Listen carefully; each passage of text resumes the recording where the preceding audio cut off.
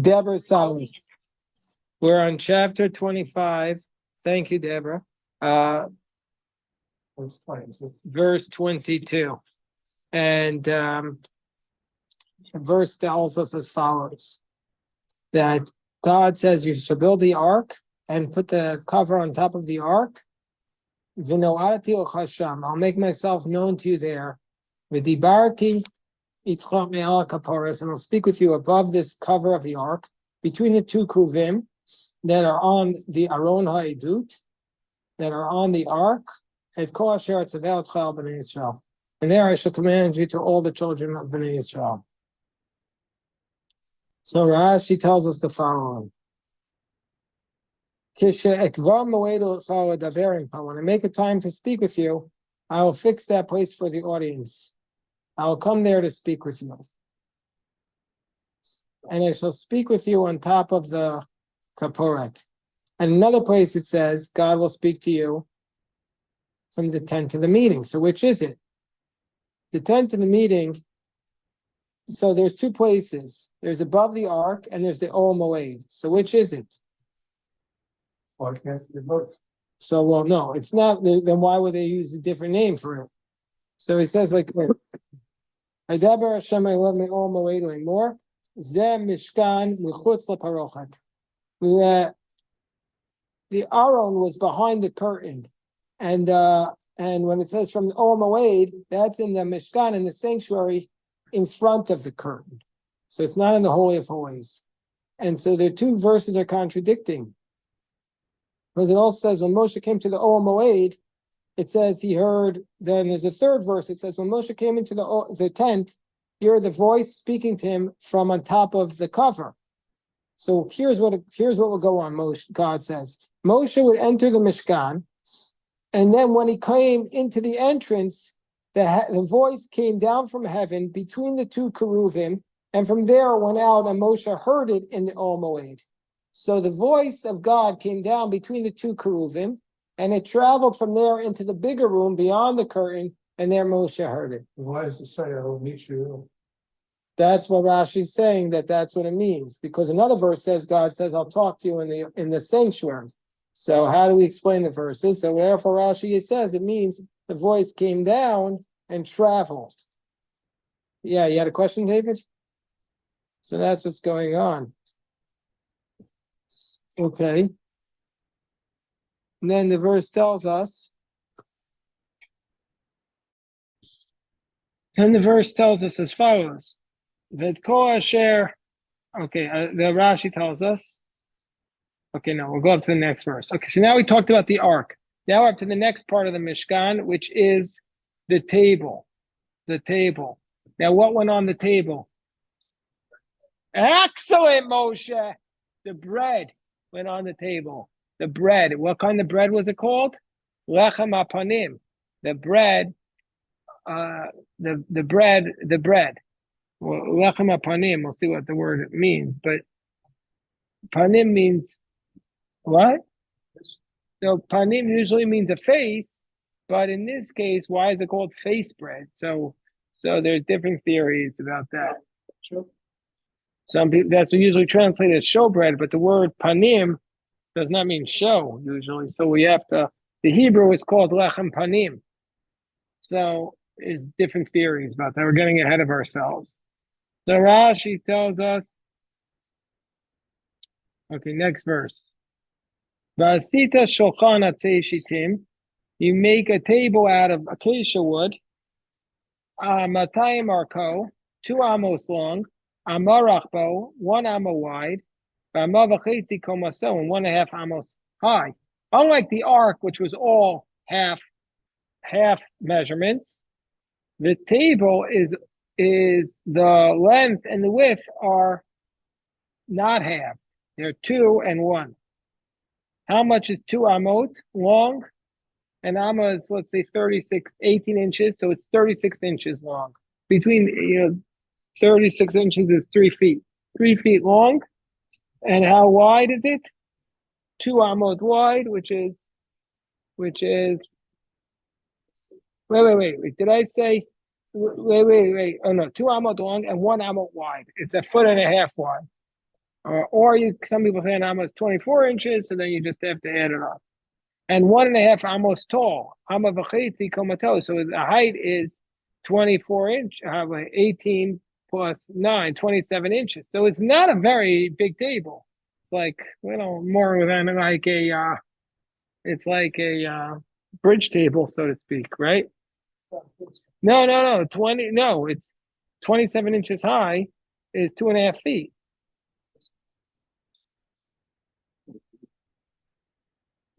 Okay, so 2.5 feet tall, 18 inches wide, and till there. Not very big. Okay, Rashi says, "Como so." Govara glav im avea ha shochan. The height of its feet with the thickness of the table. Meaning to say, Rashi is saying, including the whole table from the floor was 18 inches. Was an amma and a half, meaning from the floor itself. Not just the table, not just the thickness of the table. Vitzipita oto zerzavta, or you shall cover it with pure gold. Vasito zerzav saviv, and make a golden crown around it. Good afternoon, Jeffrey. Oh, we have over there yarmulkes in the corner. We have in the corner yarmulkes. Jeff, right over there. Hello, Aviva. Hello, Mordechai. Getting crowded here. We need to expand. Bigger room, Moshe. What is that? Oh, the candle. Thank you.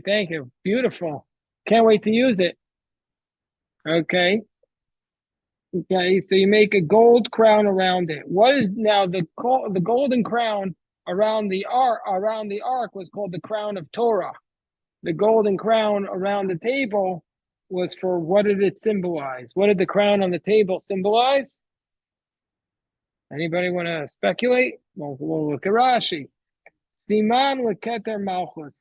This is the symbol of the royal crown. Shashulchan shem osher ugdula. The shulchan expresses wealth and greatness, as it states shulchan malachim. Each of the pieces of furniture in the sanctuary represented a different aspect of what we should be praying for or striving for. The ark represented Torah study. The table represents wealth, parnasa. You're praying for financial success, physical success. So that's what the golden crown represents. You got a question, David? Just keep asking. We're on Mordechai. We're on chapter 25, verse 25. Vasitza lo, and you shall make for the table, a miskeret. You know what a miskeret is? A frame. Tofach saviv. Tofach, one tefach all around. Vasita there is a zahav miskarto. You should make a golden crown for the framework around it. Rashi says a framework, miskeret gedanpa, an enclosure. Now there's a dispute about this frame. Some say it was above the tabletop, like the border of a nobleman's table. An illustration is seen on page 332, above the tabletop. And some say it was below the tabletop from leg to leg.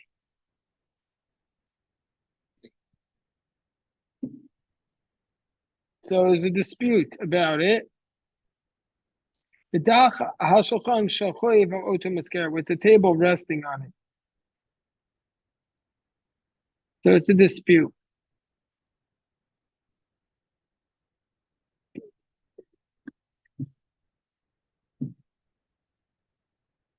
So it's a whole dispute about it. And you should make a gold crown for the framework. This is the same crown mentioned above. And the Torah is telling us it was on the frame. Okay. You shall make for the golden table, four rings on the four sides. On the four legs. Verse 26 to verse 27. Umata maskeres tiena tabaot. Opposite the frame shall be the rings, levatim levadim, and they shall be housings for the poles. Laseit shulchan, to carry the table. You see, but so that was to carry the table. Rashi says the ring shall be opposite. Baraglayim tekuos keneged Rashi Maskeret. They're attached to the legs opposite the front of the ends of the frame. For as levatim levadim, to hold the poles. Those rings will be houses to put the poles in, levatim, but tzarach batim levadim, for the purpose of housing for the pole. Thus, and now in the next verse 28, Vasita tabadim atzei shitim, you shall make the poles out of acacia wood, v'tipita otam zahav, you shall cover them with gold, v'nisavam et hashulchan, and you use these poles to carry the table. V'asita karosav v'chapotav, and you make dishes. Ka'ara, modern Hebrew, is a plate. The kapotav is spoons. Kapit in modern Hebrew is like a spoon. Karotav, Rashi says, this is a mold, which was made in the form of bread. Okay, so this is how we're going to get showbread.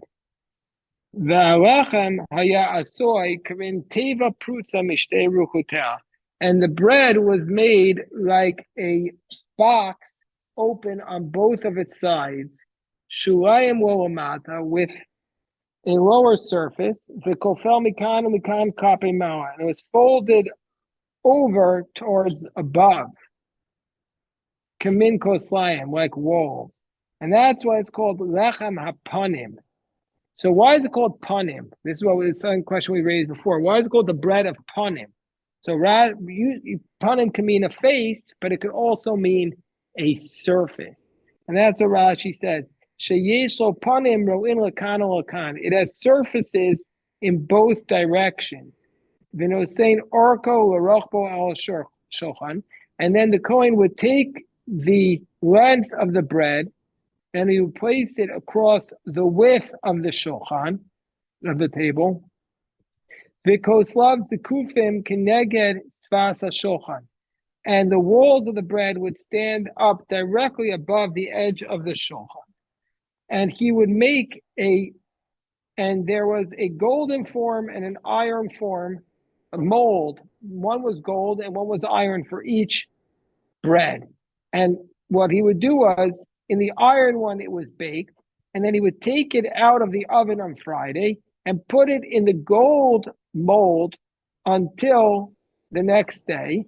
And then he would arrange it on the table. So it was baked in the iron. Hold on one second. It was baked in the iron one, then placed in the gold one.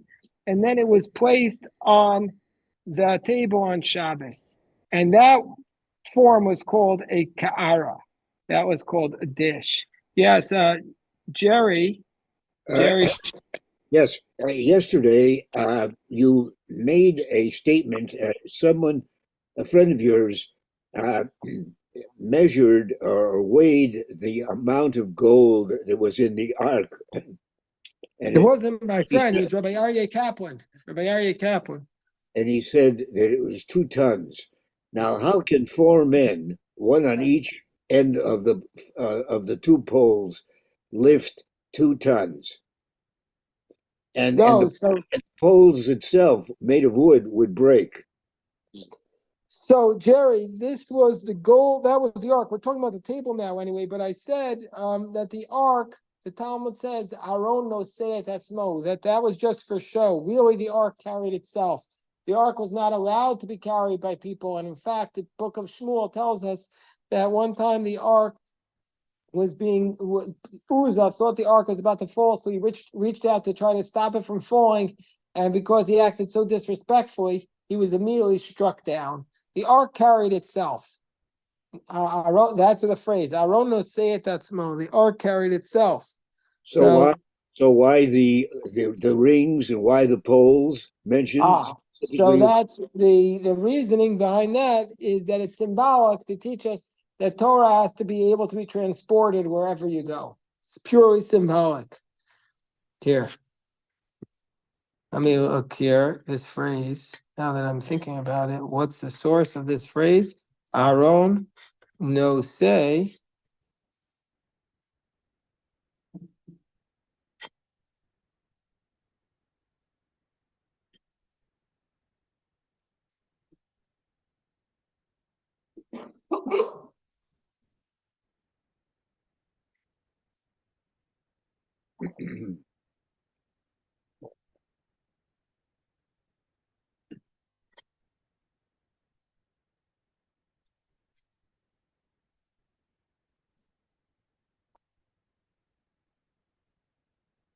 Okay.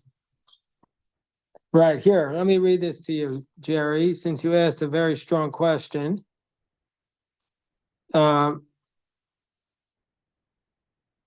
Here.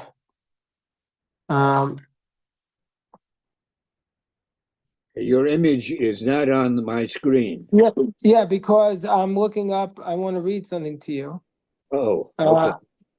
So it says,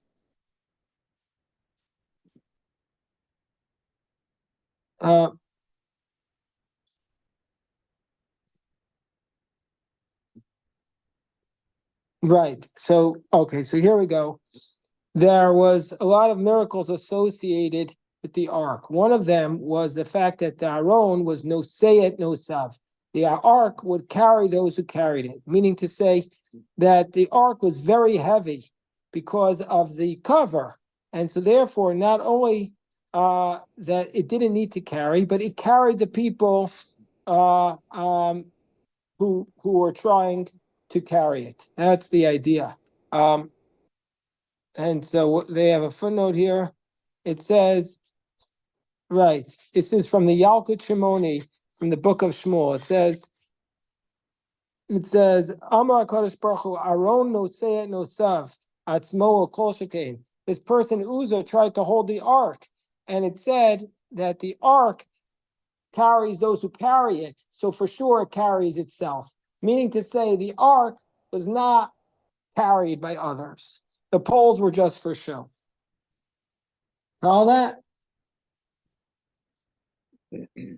That's from the Yalkut Shimoni, that expression. Aron no say and no sav. Okay. So now, thank you, Jerry, for raising that. Appreciate that a lot. Okay, so now, I just want to say about the bread. According to one opinion in the Talmud, the bread, this Lachem Apanim, which Steve said is called a showbread, that's the translation. But the bread was, according to one opinion, was shaped like a bobbing boat. Two sides were tapered and came together at the bottom like the hull of a ship. Rashi here follows the other opinion that the bread was shaped like an open box. So Rashi therefore stresses it at a lower surface at the bottom. Yeah, so you could have said it was like a hull. You know what a hull? Like this. A bowl shape, almost. Like a what? Like a bowl. A bowl. A bowl shape. Yeah. But here. Like this, Moshe. That's what some argue. Oh, like You see, too, it's powerful that we don't really know. So it wasn't. I'm sorry. So it wasn't flat bread. It wasn't flat like a pizza. It was not leavened. It was not leavened bread. It was just like really, really thick matzah. You can understand. It didn't leaven. It wasn't allowed to rise. There was no yeast in it. So you can imagine how filling it was. Yeah, but it was flat like a pizza, pizza shape. No, it was much thicker, and no, it wasn't pizza shaped. It wasn't pizza shaped. It was either shaped like like the hull of a boat, or else it was shaped like this box folded over. What's your question, Steve? Steve? The question is, I think it had to be the natural bread, then would have had some yeast. No, there was no yeast. The Talmud says specific. I mean, that's why they had to make it like we make matzah. You make it very, very quickly before everything. Yeast is all over the place. Just says, They says in Leviticus that you're not allowed to have chametz. Here, they're not describing the bread. that's what. When they describe the bread, they say that it cannot become chametz. It's matzah. Where does it say that? We're going to get to it. We're going to have to go through the whole Torah. We're just getting started here. Okay. And then it says, yeah, you can't have it all at once. Vasita karosav, v'chaposav, and you shall make the plates and the spoons, ukisotav, and the tubes, umaniyakosav, umanakiosav, and it supports, asher yusach bahen, zahav tahor tasaotam. They shall make all of them out of pure gold. So what do you do with the spoons? What did they do with the spoons? What did they do with the spoons? Kobe, what they do with the spoons? The coal, Right. the burn. What? No. The spoons. This is the pesikin. These are the bowls. Shenoznim ben Lavona. They used to have these bowls. Hello, Ira. Oh, Al and Berger. How you guys doing? Come on in, join us. They have a very nice Geshma crowd. Yeah. So we have here. So good to see you, Alan. Thank you. Good to be back. Have some matzo ball soup, What's or afterwards we have Yerushalmi kugel and potato kugel. So the bezikin were bowls in which they would put the frankincense. There were two of them for the two handfuls of frankincense they would put on the stacks of bread. I mean to say the bread was arranged in two stacks going up, 6 loaves on each. And the breads covered, the spoons of frankincense were placed atop the stacks. That's what they would do. They were placed atop the stacks. That's what happened. They were placed atop the stacks. And here, and they put the frankincense in them. And they eat the bread on Shabbos? they ate the bread on Shabbos, but they didn't eat the frankincense. The frankincense was removed from it first, but the bread was distributed to the Kohanim on Shabbos, and each Kohen got a little small piece of bread, and it filled them up. Even though it was a week old, it was 9-day-old bread, but it was still hot. It was still fresh and delicious. So And Jeff would have gotten it. I'm sorry, Jared?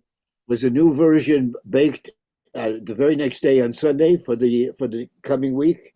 No, it was baked on Friday, and it came out of the oven on Friday. And on Shabbos, it was placed on the table, and they took the one from last week off the table and distributed it.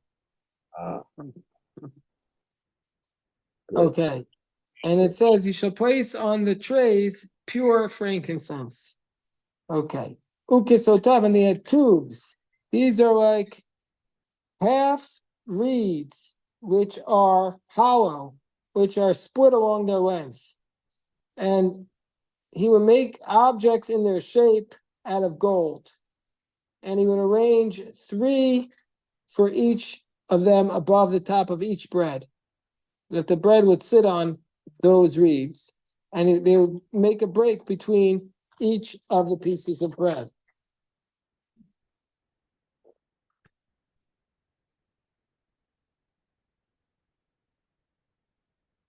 Okay. So this allowed the air to come in and so it wouldn't get moldy. And that way they wouldn't get moldy. Okay. What's the matter? Okay.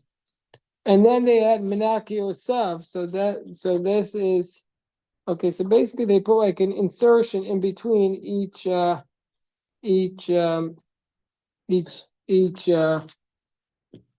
they put these tubes in between the bread so the breads wouldn't get moldy. You can imagine it would be stuck together. And then they also had the supports. This was Menaki Osav, and it would be its bearers. In Snifin, their branches like golden pegs. Omdim ba'aretz, they would stand on the ground, and they were high up until above the table, in line with the height of the bread. And there were 5 notches made in them, one above the other. And the top of the reeds were between the breads would rest upon those notches. Okay. Now some say that the word kisosav refers to branches because they would keep the bread firm so it wouldn't break. Okay. And they were covered of pure gold. I'll show you chesabem. It shall be covered with pure gold. Okay. Now we get to the question, and you shall place on this table the lachem panim ufanai tamid. The bread. How does Rabbi Steinsaltz translate this bread? What does he call it? How does Rabbi Steinsaltz translate it? He translates it as showbread. What does he say? Literally says bread with a front. Bread with a front, right? They translate it here as bread of surfaces. Rashi says, Shehayu lo panim. It had many surfaces, like I explained. Uminyana lachem v'seder marchosav. Rashi says, it's all going to be explained, because this was Steve's question. When's it going to be explained? It's all going to be explained in Leviticus chapter 24, verses 5 through 7. So that's your. Stay tuned. It's around not the type C. So it's in around 3 months, maybe more after this year. Parsha Semar. Okay, let's stop here so we could dive in the mincha. And if anybody's driving back.